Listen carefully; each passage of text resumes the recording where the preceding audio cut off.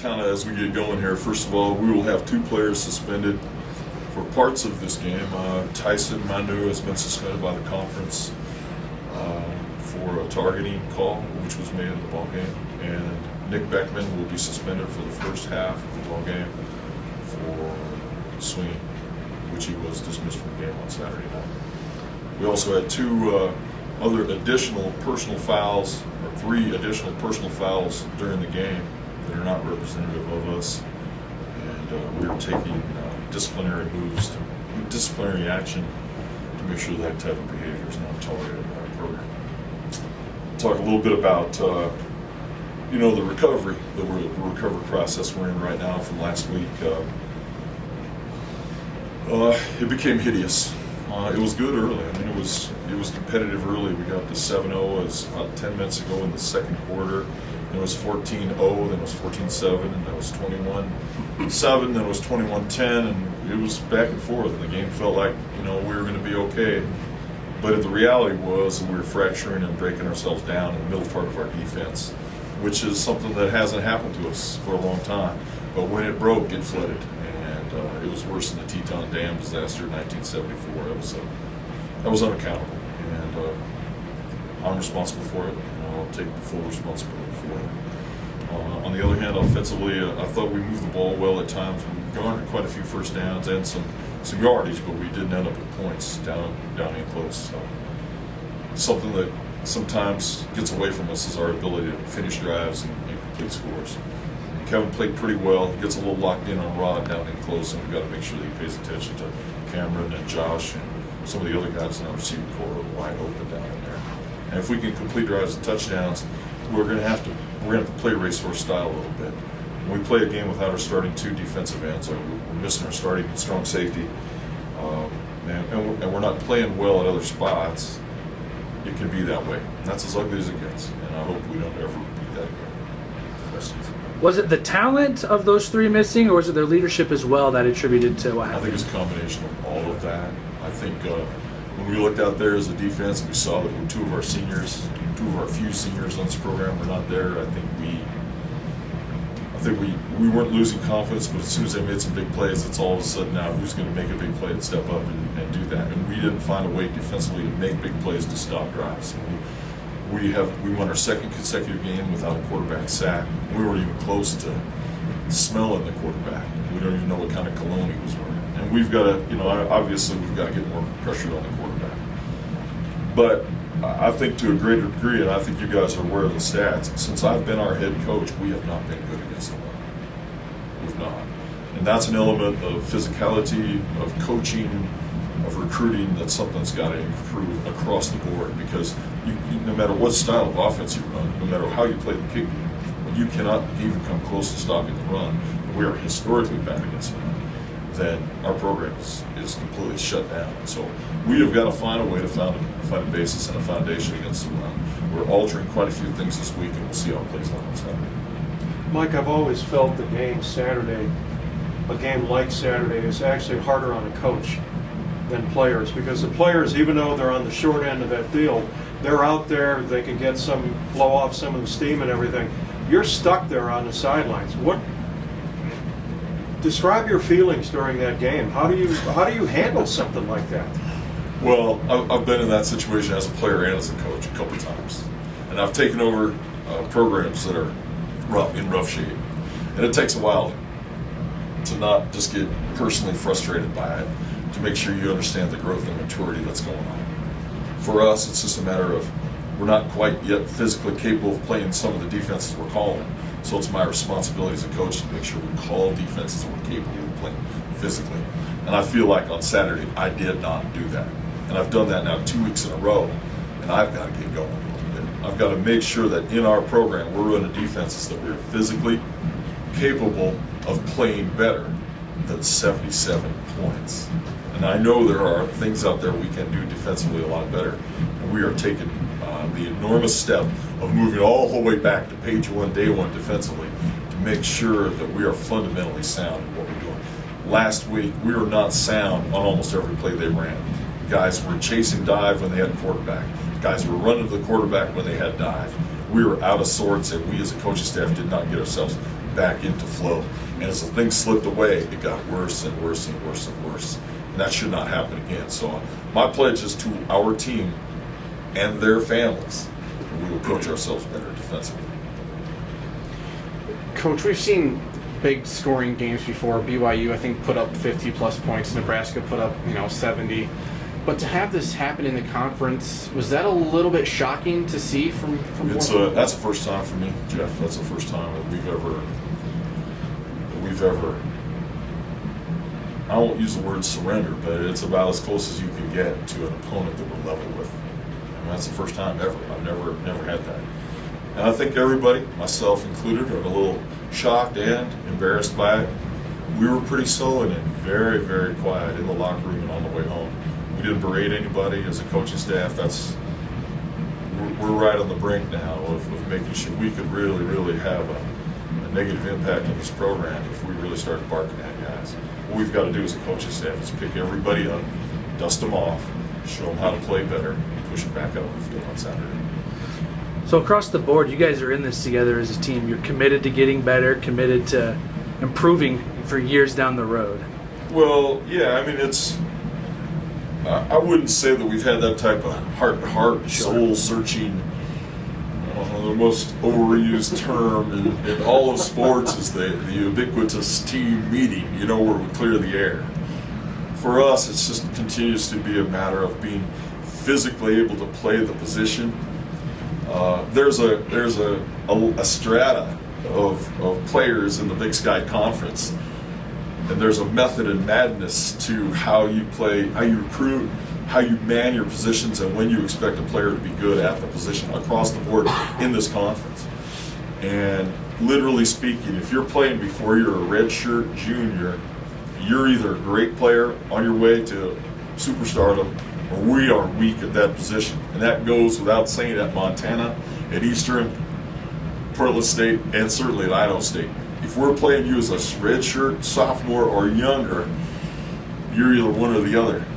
And because of what's happened to us prior to us getting here, we have a lot of very young players playing too much varsity level football. And what we have to do as a coaching staff to give those guys hope is we need to make sure that they're capable of playing the calls that we make on both offense and defense. And I don't think we've done that, especially on defense, in the last 2 weeks, and that is my responsibility. Coach, oftentimes, you hear after wins, the 24-hour rule, enjoy it, move on to the next week. After a loss like this, I would assume the 24-hour rule would still apply. Don't let it stick in your craw. Move on. What has the morale been like the first 2 days of practice this week? Well, I can't really speak to how everybody else feels. I know how I feel. I feel like we played pretty well today in practice, and we have done the things we need to do. College boys are a lot more resilient than older people. It doesn't last on them as long as it might last on somebody else. So, to me, we get a great opportunity on Saturday to look forward to playing an opponent that's averaging 107 yards a game rushing. Not necessarily 300 or 400 and not wearing red and white.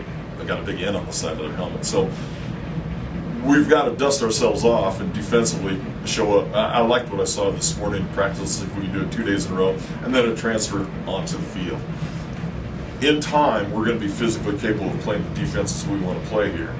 Some of that we're just going to have to wait. And of course, the return of our two senior defensive ends should help us immeasurably this weekend.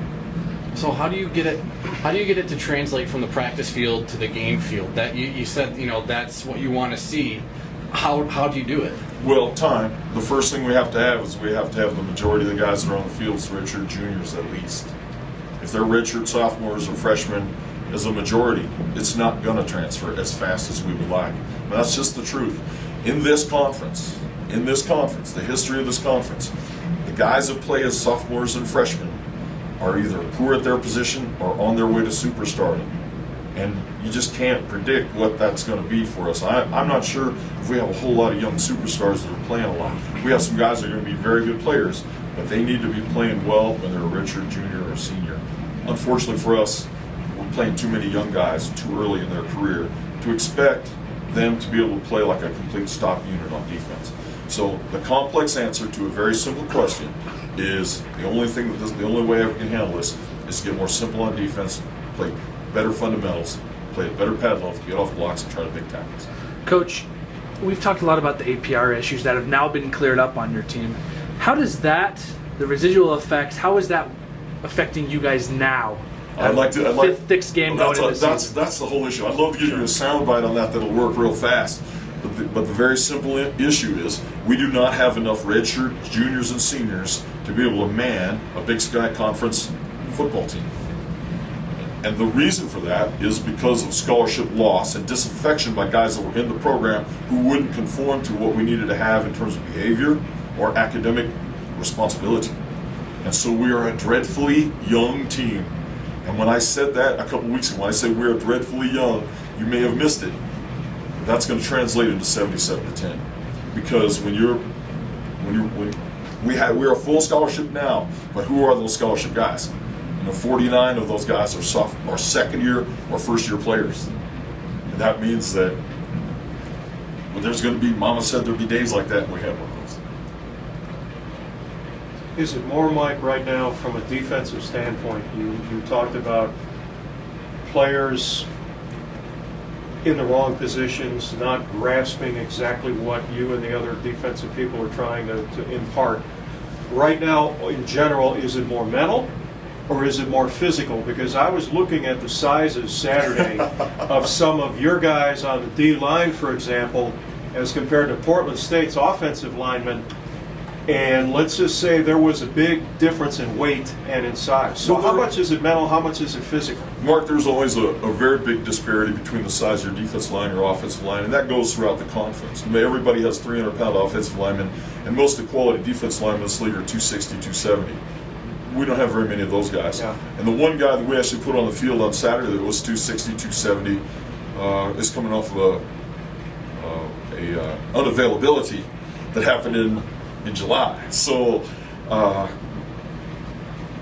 we're going to be more physical as time goes by, and I know it's extremely frustrating for everybody looking from the outside in, from the media, from the fans, maybe from everybody other than our coaching staff and the team that's on site.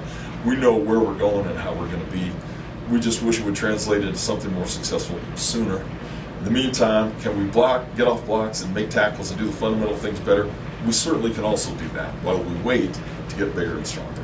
Coach, we talked about your defense giving up those points. What about your offense only scoring 10? What do you attribute that to? That's a great concern. We have finished drives, score touchdowns, catch the ball. I mean, I'd be a rich man if I had a nickel for every drop, and I don't want to be a rich man. I want to catch all those passes.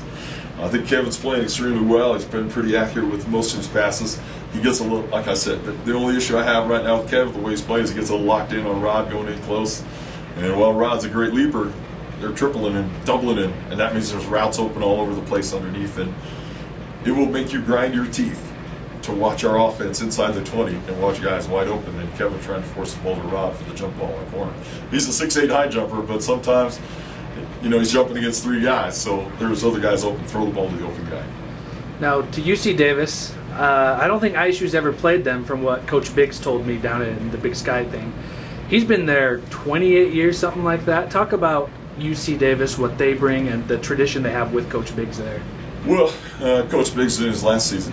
He's already announced his retirement, and he's going through the conference, and the first time that Davis gets a chance to play in the Big Sky Conference.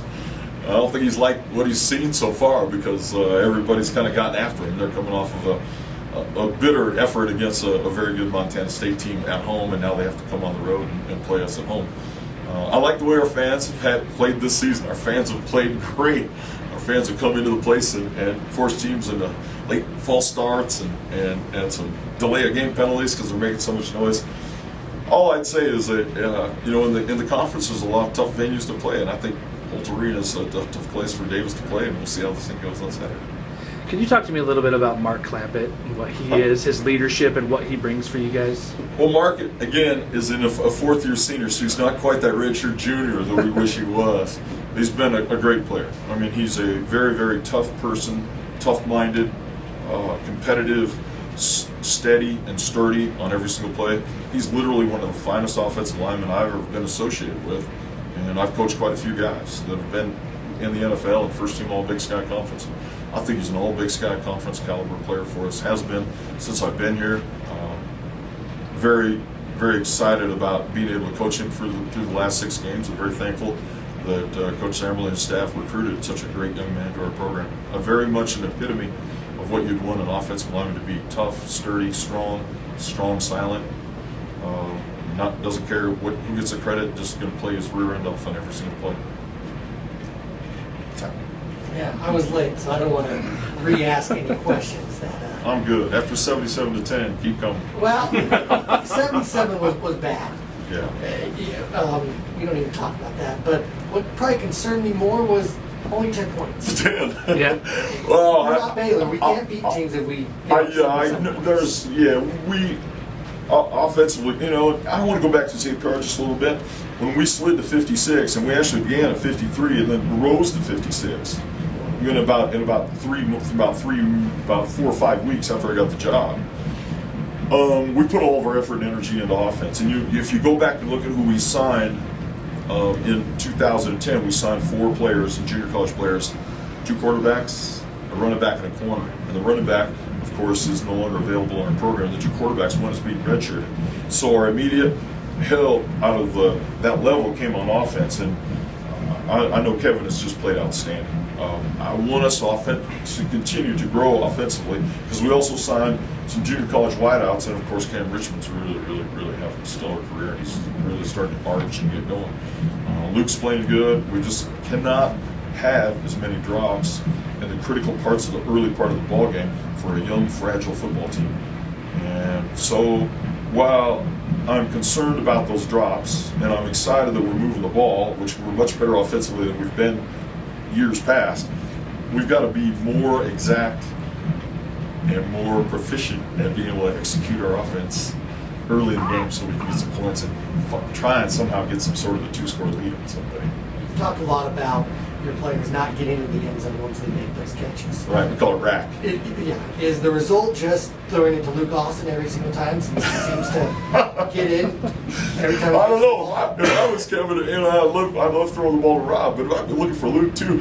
But he missed Cameron wide open about 3 times in the first half, right down in close at point blank range. So there's a lot of options in there. We left a lot of offense on the field.